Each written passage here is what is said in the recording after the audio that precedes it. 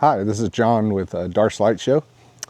This is our 2025, well now it's 2026, but our 2025 behind the scenes video. I'm going to show you kind of the details of a couple of things that changed this year, and then I'll do a quick walkthrough of some of the existing things where we might have some previous videos, or you can feel free to ask questions. So feel free to take note and follow up in the comments or find us on Facebook if you have any questions.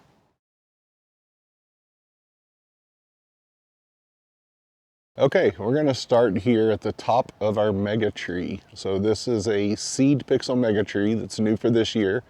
Up there at the top you can see the star. That's a 300 pixel star from Charlie's Props. I did this one with seed pixels, and it's actually pretty cool when you look at it up close because it gives you a really flush appearance. And I'm going to walk around here to the back. Well, if I can get my camera to catch up with me. And you can see that basically the wires are almost flush. Part of the reason that is these are seed pixels and the wires get pulled into the little adapters. The other part is these are only 2-inch pixels versus 4-inch spacing, so there's not much extra wire to work with. But it worked out great for this dense prop and leaves you a very nice minimal wiring design. So I like the way that that turned out. Right below it is the topper, and that topper is from SFL Designs.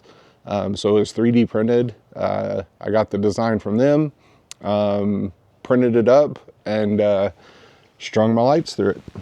So basically each seed pixel string goes up and then uses the very top row of pixels to support the string as it comes back down. Now the way that I wired this, every string is 150 lights. So I got custom seed pixel strings made up just for this tree so that I could get the height that I wanted. So those are 150. So every string up and every string down is a separate string, and that's why you see all the connectors up there at the top. All right.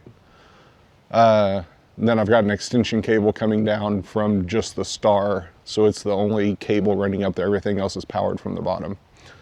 So then when we work our way down the pole,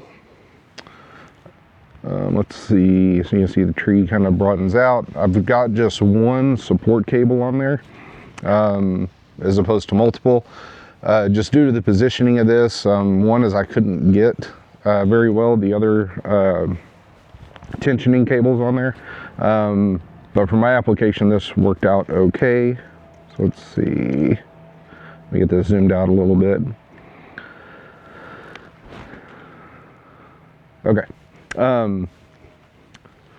so that's kind of pulling against the pole, where otherwise it's got the weight of the seeds on the other side of it, which is honestly not very much. Each of the seed strings runs down, and down here at the bottom, let me get my, why is my camera not moving? Oh, trying to zoom, here we go. Each of these uses another 3D printed adapter, which basically puts a little bit of the tension on the seed itself, and then zip tie the cable around it. And then I use either 1 or 2 bungee cords to go down and loop around this trampoline frame. Okay. So you can see kind of how all that fits together. And I come out a little bit, you can see this frame is part of an old 10-foot trampoline. So it's one that we retired from the kids, so I was able to repurpose that. And I've got it kind of tied down to the ground in the middle, and then you can see that rope coming up for it. And then I'm actually using mulch to kind of put just a little bit of tension on it, so that basically this can move a little bit with the wind and it doesn't stress on these seed pixels too much. Because you'll notice these do not have any kind of support wire or anything through them. I'm just using the wire itself. Yes, that does kind of worry me, and I wasn't sure how well this would work, but it's worked for this year so far. Haven't had any problems. So we'll see when I put it back together next year if everything comes back up and works okay. All this is running off of a Falcon controller down in that box. The way that I wired this up, so I've got 32 strings of 150 lights each. And on any given output, I have 4 strings. So, for example, let me start over here at the beginning. This is my first output right here. So it goes up this string, back down this string, up this string, back down this string, and then that is the end of output 1. Now start over with output 2. So doing it this way, I actually only use 8 outputs on the controller for the tree itself, and then 1 for the star at the top.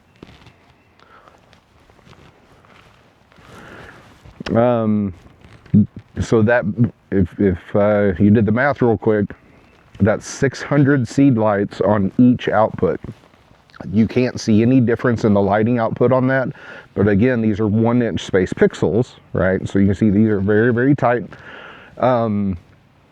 So there's not as much voltage drop as, say, if you try to do 600 pixels at a 4-inch spacing. Okay, so your results could differ with different spacing between your pixels. But 600 seed pixels on a 1-inch spacing works great on a single output. No problems at all. And it's actually the second prop I have where I have that type of density and or count on the port, and it works fine. Now these also don't have long extensions. I think I've got 5-foot extensions on a couple of them to get over to the controller because it's just right there. Again, if you had 20-foot extensions, might be a little bit different. I think I do have a 15-foot extension going up to the top of the tree, and that's got 300 seed pixels on it for the star, and that works fine. Okay. Anything else about this? Oh, so how it's actually mounted. So down here at the bottom, so that, let's see if I can get it down there to the other side of these pixels. That is a fence post in concrete. So basically goes all the way down, probably about 2.5–3 feet in the ground. And then I normally use that for our flagpole. So basically I take the flagpole out of the sleeve, 3D printed little adapter you can see there at the bottom that kind of holds everything around this fence rail. And this is a 1¼ inch fence topper rail, I think it's called. So I have a 10-foot one that basically starts down underground, continues up to, let's see, where are we at? Can you see that? Try to get my camera just right. Nope, we'll go up a little bit higher, right there. Okay, so that's where basically my 10-foot pole from the ground reaches its end, and then the top pole slides into it because these are sleeved poles. And then I added a 3D printed sleeve just to provide a little bit more support there for it going up the rest of the way for this one up to the top of the tree. And then it stops right above that 3D printed bracket. And then the star is on its own little, about a 1.5 foot long extension up there at the top. So basically this is 3 pieces that fit together. Great thing about this is it's super light. So at the end of the year, basically I detach everything down here at the bottom. Okay, so I'll undo all these bungee straps, and then I can take this pole and just lift it up out of the ground with everything on it and lay it down by myself. Like, it doesn't require any extra support. Even with, what is it, 4,800 pixels on here, I can handle it by myself because these seeds are super light and easy to manage. So that is our new mega tree. Oh, and if you did the math there, so I said it was 150 lights per string at 1-inch spacing. So that's 150 inches tall. So where are we at? Just 13, 14 feet, something like that. And then the star on top of that. So, all right, let's move on to the next prop.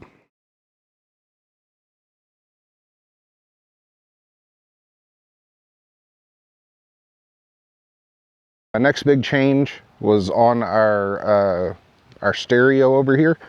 So that panel in the middle, I had a few failures on it, and it was made up of 6 P10 panels. which are basically kind of like a low resolution display panel. These are P5 panels. I think they have 4 times the number of pixels per panel. Still 6 panels, but basically I just rebuilt it so it's a much higher resolution display. For the casual viewer, they probably don't notice any difference. But for those of us that kind of geek out on high resolution, you can definitely change it. And I would say, you know, if you have P10 panels now, it's probably not worth upgrading just to upgrade. But if you're starting to have failures, definitely when you make a change, go ahead and upgrade to P5. If you're building from scratch, go ahead and do P5. The price difference is definitely justified because it's not much of a difference, but the quality is very different. So definitely worth it. Okay, so that's change number 2. Okay, change number 3. Up here on the roof, we used to just have 1 snowflake up there at the top and then 2 coming down the side. Basically what I did was I replaced the lower one down here where the black one is now with a much larger snowflake as kind of the centerpiece. That freed up a snowflake to move over here to make a 3rd one coming down. And then we move around. You can see over here on the other roof, we used to have one of the smaller white snowflakes up there. Again, I replaced it with kind of the larger black one as a centerpiece, and that freed up another snowflake to move over here.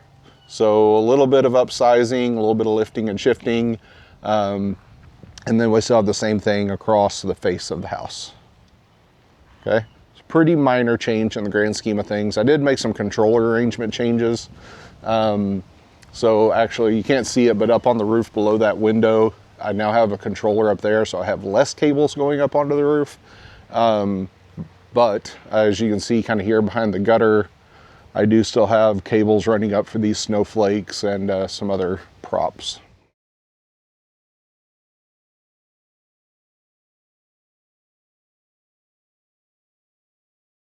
Okay, this is a very minor change, but over here our Eiffel Tower, we painted it.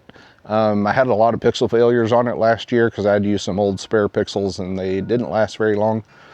So while I had the pixels pulled out, I painted the tower black and the hat with like a glittery red. I think it gives it a good aesthetic, and now everything's functioning all right. So again, minor change there. But a nice good visual for those that appreciate the Paris, Texas Eiffel Tower with a red cowboy hat on top. Change here. So I used to have a controller mounted right here on this fence that was one of my permanently mounted year-round controllers, and it worked fine, but that left me with a need to still have an additional controller over here by the front of the house on my trees here because I have props up and down this tree line. Okay, so in order to consolidate things, basically I've moved this controller that was on the fence over to here. And one of the reasons I'm showing you that was just in case you haven't seen my other videos, to kind of show you what my year-round controller builds look like. So I have, let's see, basically 3 that are built like this.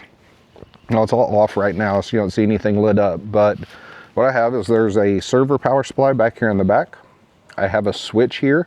So basically when I bring out my show controllers where I do more props for Christmas and Halloween, basically they can plug in here as opposed to having to run a whole bunch of network cables back up to the garage or one of the other controllers. So it helps distribute the network that way. And then down below, right here on top, this is an Alpha Pix. In the future, if you know I have any failures on my Alpha Pix 16s, they currently do the main control for each of these hubs. I would replace them with either a Genius or a Falcon, kind of similar form factor, and I wouldn't have to change too much in the control enclosure. And then behind that, you can kind of see tucked away like underneath back here. Let's see if I can get my camera angle down better. You can see there's a board in the front and a board in the back. That board in the back is a Alpha Pix 16. No, sorry, it's a Light-O-Rama CMB24D. Okay, that CMB24D is a DC controller for controlling like floodlights typically. I have that controlling some dumb RGB, let's see, landscape lights that I got off of Amazon. So this is, I think, XC Mosey, something like that, brand of lights on Facebook. I bought these just before Minor came out with his pixel floodlights or pixel landscape lights. Otherwise, I probably would have gone with those. But these are nice little metal lights that I have hooked up. So basically, I've got 2 strings of those over here, so I can kind of alternate colors. But those are dumb lights, and they run off of that CMB24D. Yeah, so that's about everything over here. So that gives me 16 outputs, so I can run things both directions here. So if I back away a little bit, you can see that I've got, let's see, props over here to the right. I've got the house over here. I've got the Eiffel Tower. I've got stuff up on the roof on the house. I've got stuff on the front of the house. And all of that, except for the big matrix on the front of the house, runs off of this controller. Okay. Now, while I'm over here, I wanted to show you a little bit about cable management. Now, right here behind the tree is not excellent. Basically, I've got an Ethernet cable here taking up part of the space that I need to put an end on. But outside of that one cable sticking out, it's pretty well maintained. I've got one bundle of cables kind of crossing this path over to the house there. And then everything else, when you see we leave the tree, none of it goes down to the ground. So this was a ask by Mrs. Darst several years ago, so that basically we could continue to maintain the yard, pick up leaves, all that kind of stuff without cords everywhere. So now if we follow these cords up, what I do is I've got these support cables. Let's see, here we go. So these support cables running along that help hold up and keep my Hatitude quartets from twisting. So I run all of my cables along those.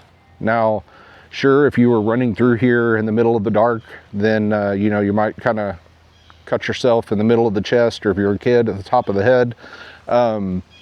But they're pretty visible, and this isn't a traffic area because it's kind of at the edge of my yard, between my yard and the neighbor's yard. So let's see, so these work pretty well to go from prop to prop. Now starting at this prop over that way, everything comes off of another controller. So this controller is here, and the network cable to this controller goes across this same line all the way back to the hub I was talking about earlier. Okay, so I'm able to continuously keep all of this stuff off the ground. So again, we kind of look down, nothing on the ground here. Everything runs across these bundles of cables on the supports. Okay. Next, behind the scenes while I'm back here is our snowflake line. Let's see, so you can see snowflakes hanging up here. Let's see, you kind of see them running across. Those are not hanging in the middle of nothing. Those are run on these steel support cables. So people use these for like yard lights and canopies and that kind of stuff. I put these brackets in the trees probably 6 years ago and ran these tensioned steel cables, and they've been in there ever since. So, and then I just hang up the snowflakes on them and they stay there year round. I'm 6 foot tall, and the bottom of this is about 1.5 feet overhead. So it's up and out of the way, not a hazard to anyone. And it works really well and makes it really easy to hang those props every year.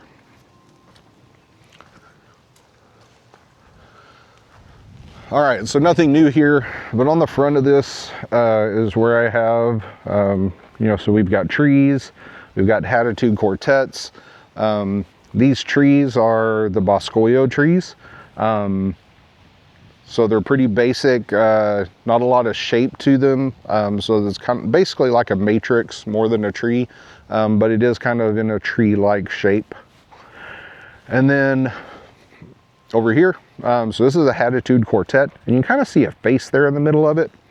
So this is a 697 pixel prop from Gilbert Engineering, and it can do everything. You can do multiple singing faces, you can do Halloween stuff, Christmas stuff, there's a snowflake pattern built in, there's spinner patterns built in, all kinds of submodels you can do all kinds of crazy things with. Very versatile prop, and for my show it works great. So you know, you can do a singing face with a light bulb, you can do a singing reindeer, you can do a bat, you can do a singing pumpkin, and then like I said, all the other things that can go with that, kind of the world is your oyster, whatever you can imagine.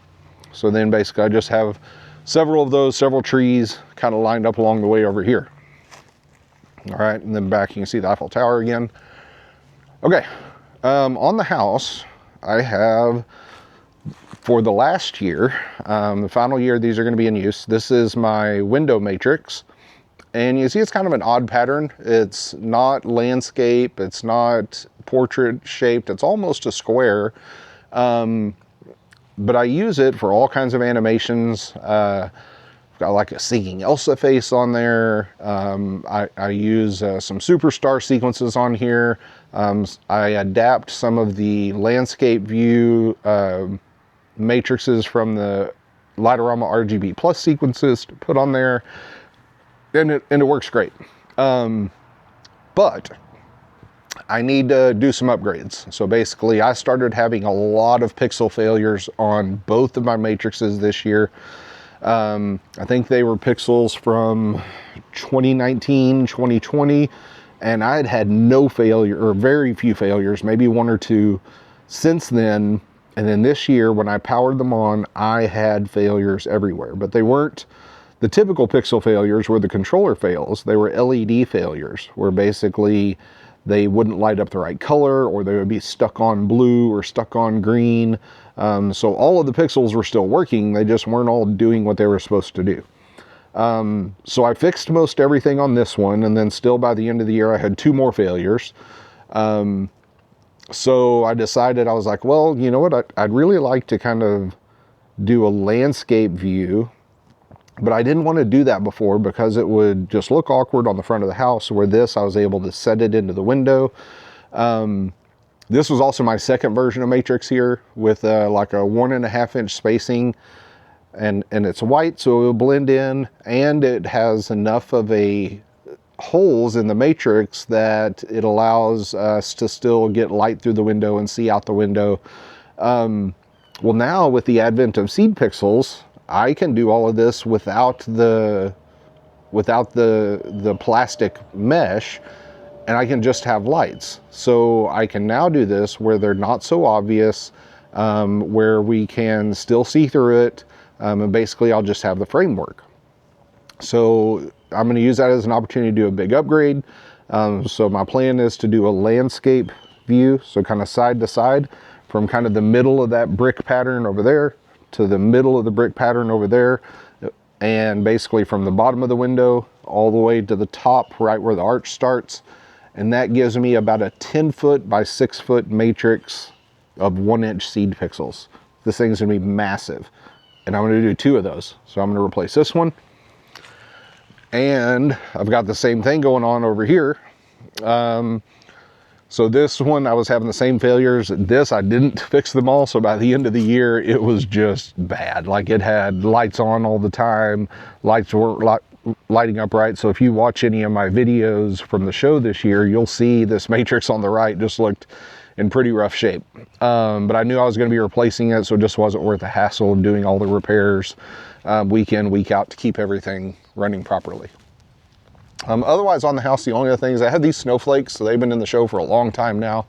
They had dumb RGB nodes back in them when I first started with dumb RGB, and then eventually I took those out, upgraded to pixels, and they've been running pretty solid. The only other thing I have on the house that I'll show you is the lights back here. So these landscape lights, or, you know, they're kind of built-in lights. So these are A19, you know, typical regular old light bulbs, or light bulb connectors. but I have WLED based light bulbs in here so that I can talk to them wirelessly from my show PC using E131. So I actually sequence these wirelessly in my show, and it is cool. When I first started, the whole reason that I was even using them was I basically wanted to be able to turn them off during the show. And then once I got them and tested them, they were able to keep up with the show pretty well. So I just started using them as part of my sequences.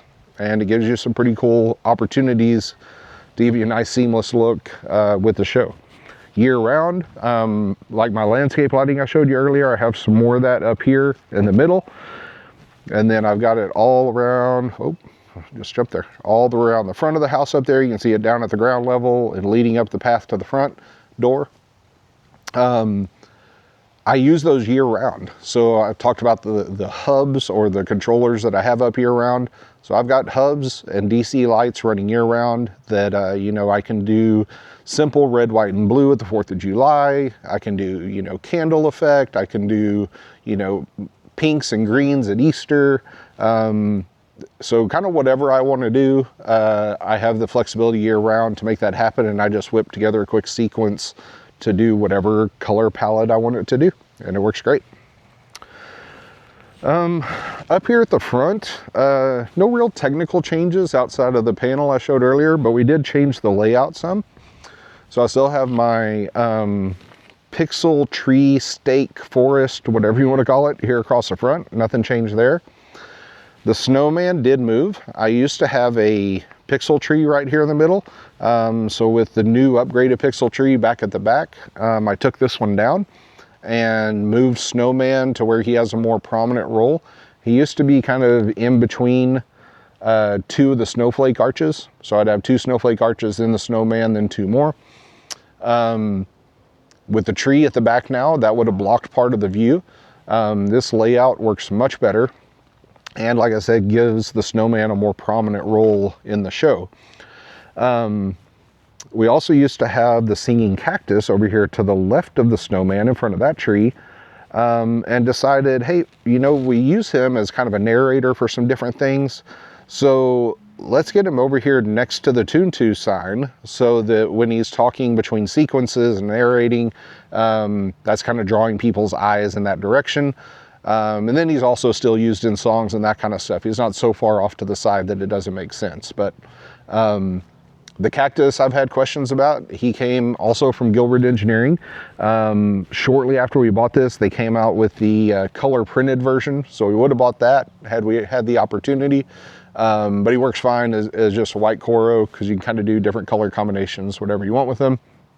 And then finally over here at the right is Addie's Cross. If you want to hear more about it, check out our Facebook page where I've got a story written up with the background of Addie's Cross and kind of the significance of it to our show and to shows in our community. So I think that's about it. So I'll kind of do a pan here. You can kind of see the whole thing. And if you have questions about any of this, like I said, some of it I kind of grazed over and didn't cover in much detail here because I've talked about it before and answered questions about before. I guess there is one other show element, and I don't think I've featured it on video before because it's kind of off here to the side on its own.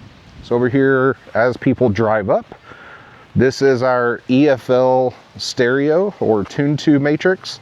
So we can do different shapes and words and stuff on here. Typically it says Toon-To 99.1, the FM radio station.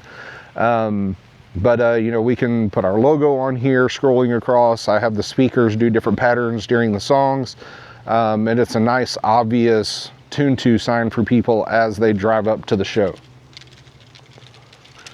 All right, that's all we have. So if you have any questions, feel free to shoot them our way. Here, let me get this turned around. And just like to say thank you for watching us and stick with me during the video. And you can find us on Facebook at Darst Light Show or here on our YouTube channel.